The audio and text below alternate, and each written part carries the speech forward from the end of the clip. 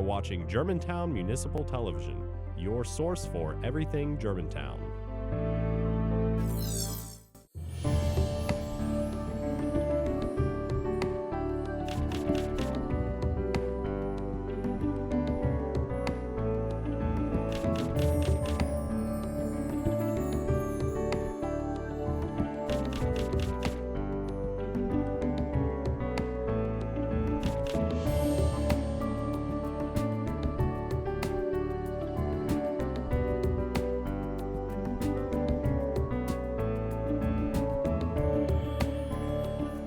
Hello, I am your Superintendent, Jason Manuel. And I am co-host Mason Grace, Communications Coordinator for the Germantown Municipal School District. Thanks for joining us for a brand new year of our show, Spotlight on Excellence. Our monthly show will take you behind the scenes and in the classrooms of some of Germantown's most exciting and innovative teachers, as well as feature some exciting initiatives and burgeoning programs across the district. Today, we'll get a tour of a true 21st century learning environment in this month's teacher feature, and check in with our Chief of Operations, Josh Cathey, on some exciting facilities upgrades that occurred over the summer. But first, we will explore the world of Tyler Brooks, a young man who attends 6th grade at Houston Middle School by day, but is fast becoming a professional yo-yoist at night. Hello, Tyler. Welcome to the show. Thank you. Nice to be here. So, you came here, and this is your first year at Houston Middle School? Yes, it is. We Where just moved here about 2 weeks ago? Yeah, something like that. Yeah. Where are you coming from? Illinois. Illinois. Yeah. So what has been the biggest difference coming to Houston Middle School from Illinois?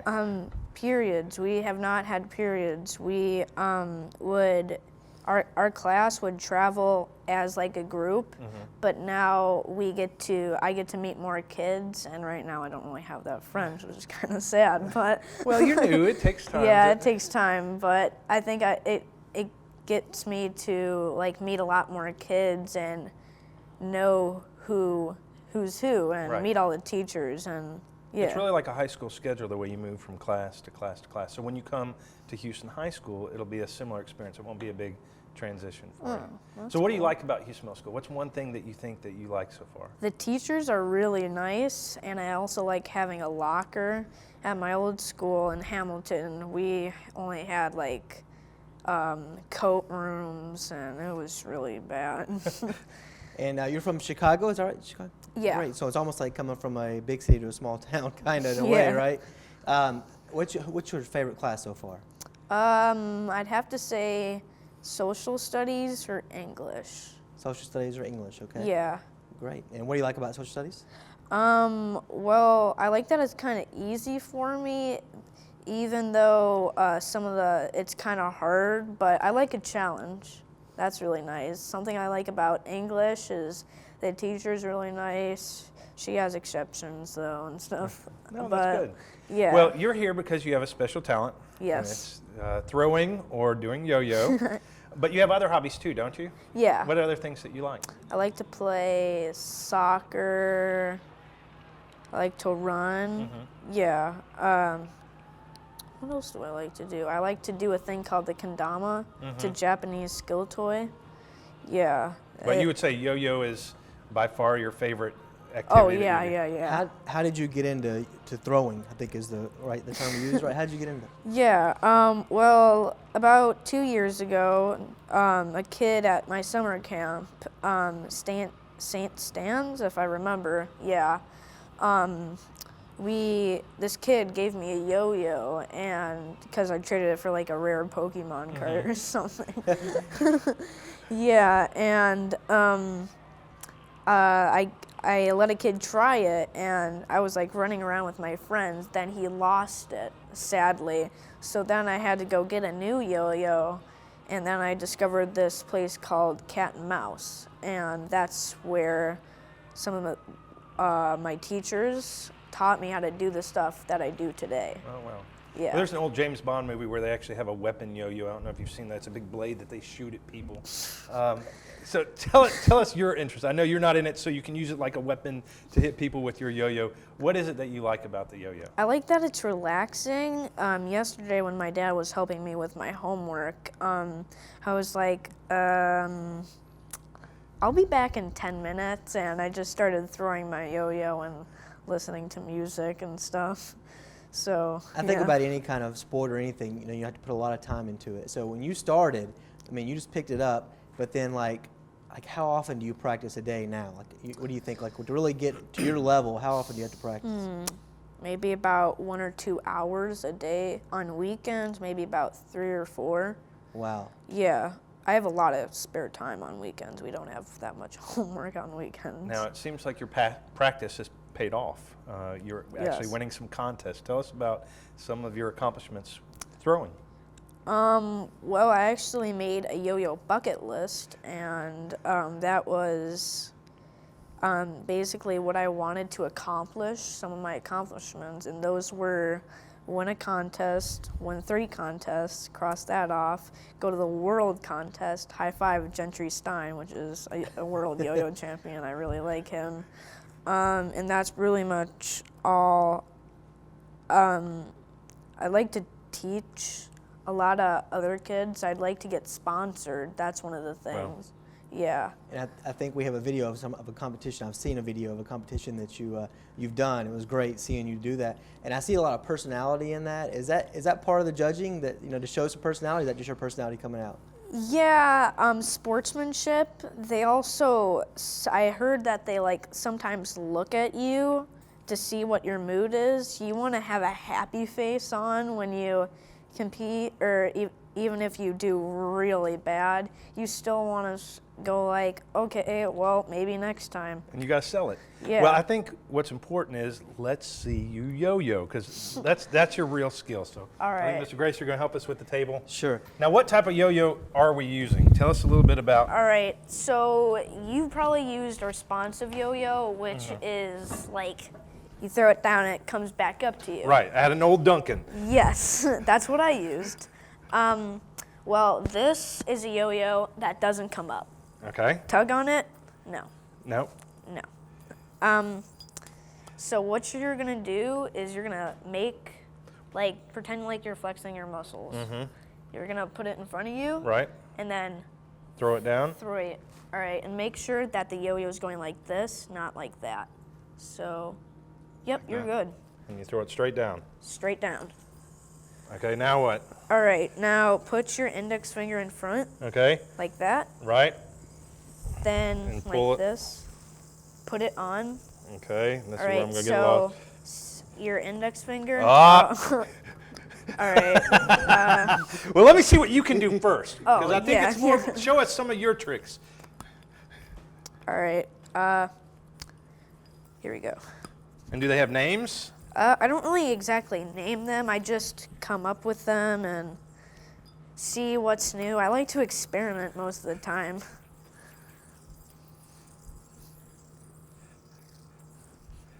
That's incredible. Yeah.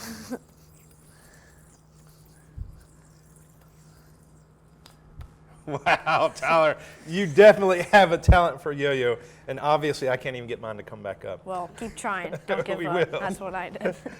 When we return from the break, we'll be getting an insider's tour of the construction happening at Riverdale, as well as an overview of all the upgrades of our buildings received over the summer. Please stay with us. Thanks for being here, man. Yeah. You're really good.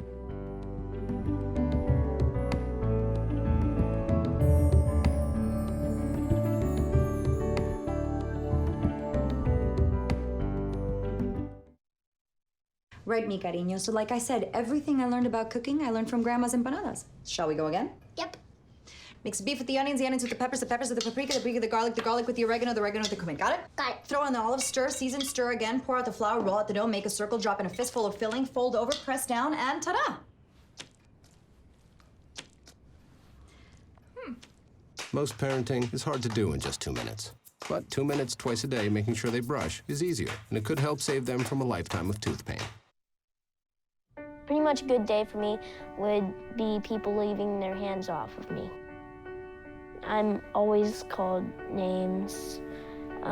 Everywhere that I go, there's always someone calling me names, calling me gay. I've been choked, thrown up against a wall, punched. Nobody's ever tried to help me.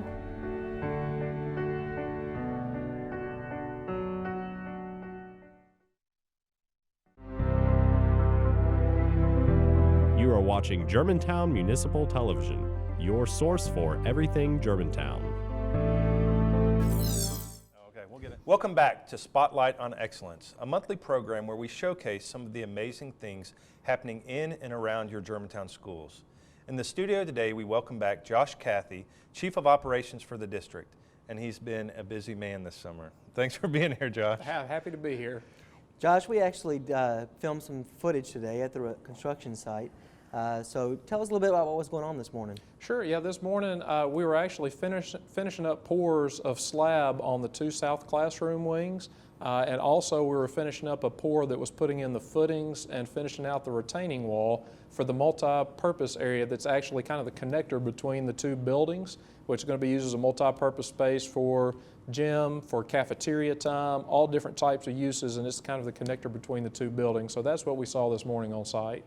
Well, how's it going? Because, you know, you and I probably start our mornings out there every single day. Yeah, it's really exciting.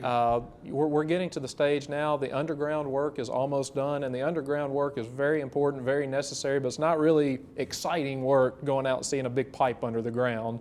But now that we're getting slab in place, now we're going to start to see the building coming up really quickly, and that's when it gets really exciting. So it's going really well. So what's the timeline? Like, when will the building really start structuring, and then when will it be finished? Well, we hope to finish by June of this next summer. So hopefully by June 2017, we'll be able to move in the furniture, get everything acclimated so that we open it up with the new school year. Right now, our main focus is getting slabs poured. After that, the CMU block begins. And then after that, we really start getting into the fun stuff that happens inside. Okay, nice. So for you, what do you think is going to be the most exciting phase that you're looking forward to? Oh, there's so many. I'm really, really excited about that multi-purpose space, and I'm really also excited about the innovative things we've done inside the classroom to make them 21st century, where we've got increased electrical capacity, we're looking at furniture that's innovative and unique, and so I'm really excited to see all the pieces of it come together. Are there things in this project, obviously there are things we didn't expect, it's our first expansion that we've done. For you, what is your biggest learning curve here in this process? So there have been a lot of unforeseens that we've come across, that some there were no way to know until we got in and actually started doing the construction. But I think the biggest piece for me is when you have 8 weeks in the summer and you're building onto an existing campus, you really have to have a day-by-day plan in order to get it where it needs to be by the time the kids come back from school. Well, that's exciting. Improvements at Riverdale, and I can't wait till we can actually have the party to celebrate that expansion. But that's not all you've been doing this summer. We've had work happening at Dogwood and Farmington campuses also. What is a modular classroom? A modular classroom, what we have at Dogwood and Farmington, we added modular classrooms, and they're under the same roof, so unique, not like the old portables that we had. And we also have bathrooms. So you have 6 classrooms and bathrooms all underneath the same roof. Very nice product. The teachers actually are fighting to get out there now. They're calling them the condos. So they're a really nice product, and we've got innovative 21st century furniture in there. We've got technology, really a good environment to educate children.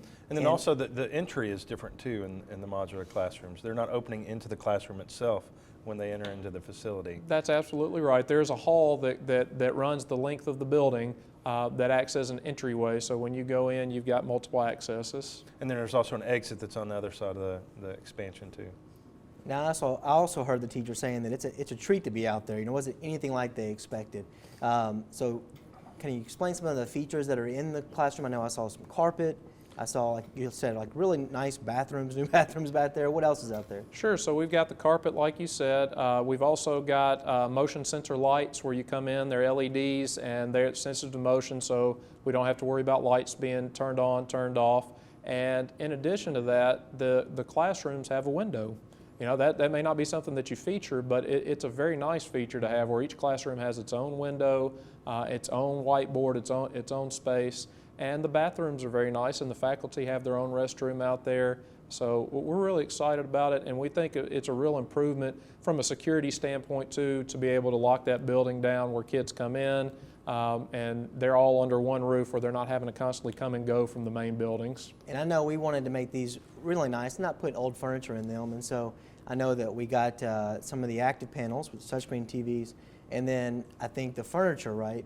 Did the teachers have any input on what kind of student furniture went in those? They those did. buildings? You know, we like to say we don't design these buildings and we don't design these classrooms. It's a collaborative effort. We always take our teachers' input into account, and really fun furniture in there where you can push them together and they fit as a geometric unit, but then you can take them apart when they're doing individual work, push the desk back together when you're doing group work, and there's just a lot of functionality to the furniture, this 21st century furniture that we put in there that you just don't have with the old furniture.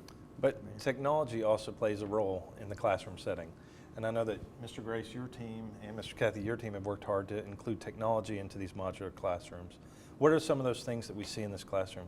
Well, we have the active panels. Mr. Grace could tell you probably a lot more about those than I can, but that's a great feature that they have. And every classroom has Wi-Fi, internet access. The teachers love it because their cell phones actually, get pretty good reception out there. And we put in addition to all of those things, one of the things the teachers have really said we love about this is the fact that they can actually do collaborative work out there, and they have space to do that in. So there's a lot of wonderful features of these. Now, once again, this wasn't our only project that you took on this summer. Besides an addition at Riverdale, besides modular units, we were also doing a lot of work on Dogwood's facility. Tell us about the roof work that we did at Dogwood. Sure, we did a lot at Dogwood this summer. Dogwood probably got a more focused attention just in one summer than we've given to any other facility. We've done great facility upgrades at all of our facilities. Dogwood this summer got new air conditioning and rooftop units. They got a new roof. They got a new energy management system. They got a new preschool playground, and then of course the 6 modular classrooms. So that was a lot of work, a lot of different contractors, a lot of coordination that took place, and the facility is much better for it coming back into this new school year. And just to be fair, I know that everyone got something, so the high school got a few upgrades too. The high school did. The high school, we repaved here, and it was long overdue. A lot of the original asphalt was from 1989 when this building was built, and there were real issues with potholes, failing asphalt, so we were able to repave our drive areas and a lot of our parking lots. And we also did some AV upgrades here.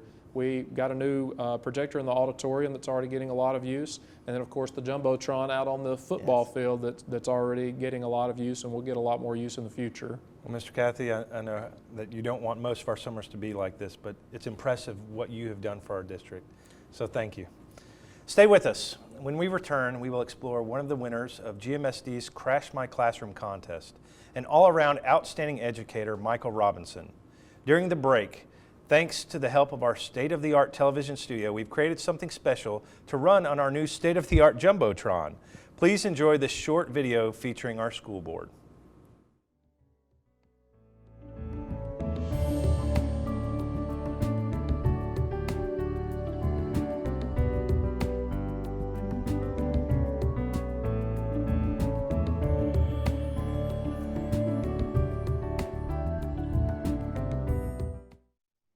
Hi, I'm Linda Fisher. I'm Ken Hoover.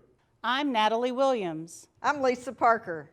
We are happy to represent each and every one of you on the Germantown Municipal School Board. We're proud to be preparing our students to be scholars. With the highest state district ACT average, earning over $32.5 million in scholarships, Houston High is home to one of the most rigorous academic programs in the state of Tennessee. Proud to be preparing our students as citizens. With over 62 separate clubs and organizations, our students are involved and are active in helping those in need and routinely raise thousands of dollars and devote hundreds of hours to our greater surrounding community. Proud to be preparing our students as athletes. Best of the Preps for the 18th consecutive year, a record-breaking feat. Over 34 state championships in less than a quarter of a century. With 19 TSSAA sports, there's something for everyone in GMSD. We are preparing all of our students For excellence on the field. for excellence in the classroom. Go Mustangs! You are watching Germantown Municipal Television, your source for everything Germantown. Welcome back. I am Superintendent Jason Manuel. Our last segment today will take you into the classroom of the future and introduce you to one of Germantown's instructional superstars, HHS teacher Michael Robinson. Well, we got to do a really neat thing at the end of last year. You know, we had some budget money we needed to spend on the classrooms. So we actually couldn't do all the classrooms, so we decided to actually choose two. And to do that, we had to put out an application. You turn in your application and tell us why that you deserve a 21st century classroom. So, Michael, obviously your application won. So, tell us a little bit about what you put in your application. Okay.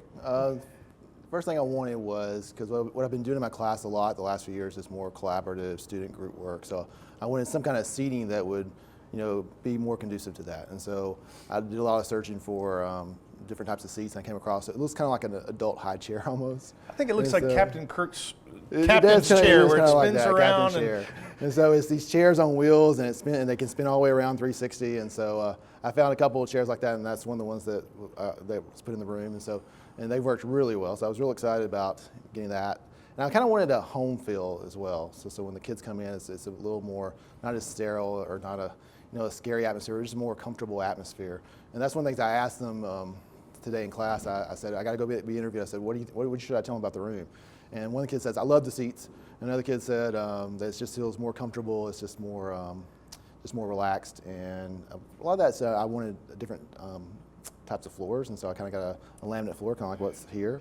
I looked for those kind of wall colors, and so they said like a blue wall color was good for learning, so we put that in the application as well. And so. that's actually one of the things that made you stand out is because we asked to show the research behind it. Why is that help the classroom and help the learning environment? And blue was something that you actually put in your, right. You wanted to get the more homey feel on the floors in blue, and so you right. learned that. What you learn about the? Well, there was a few colors that made learning a little bit better. So okay. The research showed that a blue color other than white was just a little bit better for learning. So that's one thing. And I didn't want it to be yellow, so so blue would be better. Yeah. But yeah. Well, your application stood out. I had the privilege of sitting on that group because you really did think about how you were going to use the new classroom and talked about its use. But it wasn't just what was in your application that you got. What was surprising you when you got there? There's a lot of things. I asked for a touchscreen TV in the floor and the seats, and so that's what I was really hoping for. I got that and much more. So they had a new desk. They had a bistro table, like with 3 chairs. I actually eat lunch there now. And then there was a seating area in the corner that had a couch, 2 little couches, and some real funky round chairs that go up and down. And so I've actually used those in my research class. Kids have been back there reading and doing some research on their computers. So it's worked out pretty well. So you think the flexible seating helps with how you organize flexible your classroom? Flexible been the best thing. So if you say, what's the best thing about the new classroom, it's that. Because if I'm on one end of the room where I'm at the television, where the touchscreen new TV that I have, they can just spin around. And then I go back to the front of the room and they spin back around, and I say, get in your groups, and they just turn around. And so they just turn, they get their groups, and it's just, you don't hear it, it's not disruptive, and it's just instantaneous. And then in my 7th period class, my research class, I say, there's 16 kids in there, and so I said, let's get in a circle. And so we just all quickly get in a circle, and it's just really easy, quick, and it's just. And I think say it's comfortable. That's what they mean. It's comfortable. I think it would keep me engaged because as a child, if you cannot zone out for a moment because you'll notice the one child who hasn't spun his desk around or hasn't gotten in the group or hasn't. That's true. And the desks aren't really set up where you can put your head down. I mean, they're not quite that comfortable for you to sleep on them. So which is good. And so you had a TV in the room already. I did. You replaced your projector before, and then you asked for another TV. So how will you use the 2 TVs? Like today. Today we had a question up there on the television screen, and then on the other television is the map that goes along with the question. So when they start answering the question, I can go to the map and I can use the where I could write on the board on the television screen and draw on the map and to help answer the question. So it just makes it a little more interactive, more interesting. So they can look at the map and look at the question at the same time, and we can discuss it at the same time. I think one of the most surprising things on the application to me was the cell phone chargers. I thought you know, how can that be used in an educational setting? What's the need for it? So we did the request because we did some research and found out it's a pretty popular request by some people. So what's your need for that? It's been real good during the lunch period when they have the extra time. They'll charge it up. I've had about 5 or 6 people do that. So I haven't used it in some of the other classes in the morning. That hasn't used it too much, but you know, I think it's pretty good because if they're charging the phone, they're not using the phone. So you know, because my rule in the classroom is, you know, you can use the phone if I tell you to get out and I needed you to use it. Otherwise, put it away. And so if it's up there in the front of the room, it's not being used. So. Now, what classes are we talking about? What courses are you teaching this year? I teach AP Human Geography. I have 4 courses of that. I have AP Research, which is new to Houston, and then I have Facing History ourselves honors class. Is there one that you prefer over the others that you really take a passion to? Not the students, I meant the course itself. Courses, the AP Research is too new to know if I like it yet or not. But the Facing History I've done since 2004. I really like it. But you know, I have a degree in geography, so the geography is my main focus. You know, when we were trying to actually meet you to reveal the classroom to you, you sent me your schedule, and you were, I think, taking 3 separate trips to Europe at that time. Yeah, I did. Where all did you go this summer? My wife's a Spanish teacher at Arlington, and so she usually takes trips with students, and so I always accompany them. And so we went to Spain, France, and Italy for about 12 days. I got back, I was home for a couple of days, and Facing History contacted me in June and asked me if I wanted to go to the Netherlands to represent Facing History for a conference. So I went for 5 days to the Netherlands, and when I got back there, a couple more days later, we went on our trip to Poland, which I applied for a grant for the humanities here in Tennessee, and unfortunately got that and went to Poland and Krakow, Poland for about 9 days. So it was pretty quick and crazy. It sounds like it's helping your geography class, obviously, because you're visiting those, but you're also bringing back some artifacts. When we were doing your room, you had some interesting collections that we moved out carefully and then brought back in. I'm a collector of trash. So anytime I travel, I'll go into McDonald's and see if they got a tray liner. And so sometimes it's like on the trash can, I'll just take it. And sometimes I have to buy something to actually get a tray liner. But I collect tray liners from McDonald's to put on my wall. You know, actually the border for my world map. And then, so I've got like 40 different ones from, I think, 30 something different countries.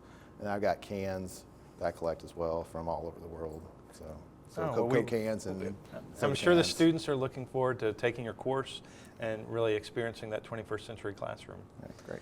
Well, that's all we have time for in this episode. If you'd like more information about this or any other show on Germantown Municipal Television, visit us on our website at www.gmtvonline.org.